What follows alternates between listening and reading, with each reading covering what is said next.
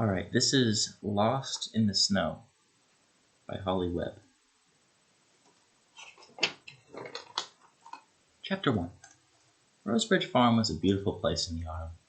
The leaves on the big oak tree at the corner of the farmyard had turned golden, and every so often a few of them would roll down to the ground and scare the hens.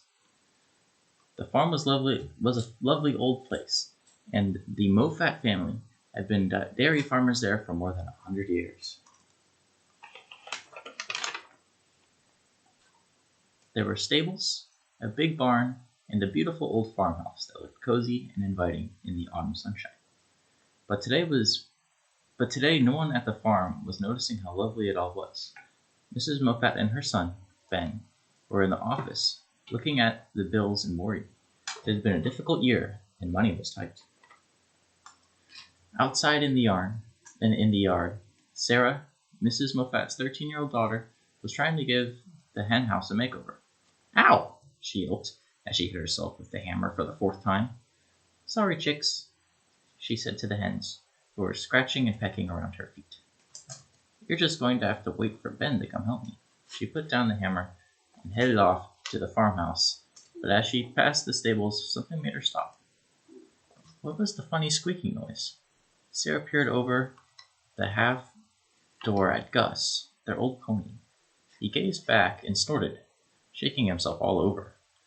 Then he nosed down at a pile of straw practically underneath him. His face seemed to be saying that he wasn't complaining, but really, of all the places... "Rosie, you've had the kittens!" exclaimed Sarah excitedly.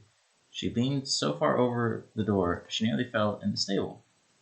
Rosie, the farm cat, glared at her. Sorry. I promise I won't come in and disturb you. I just want to have a quick look."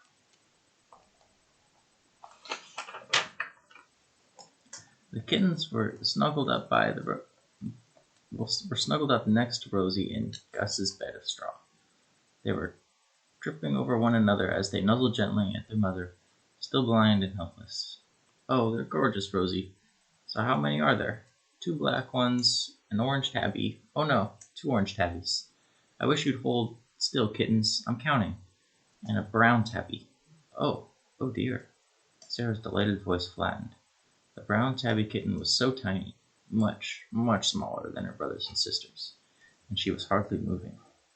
"Oh, I hope you'll be all right," Sarah whispered, worriedly, as one of the others climbed over it. But she had a horrible and... Here's the picture of the kittens in the stable.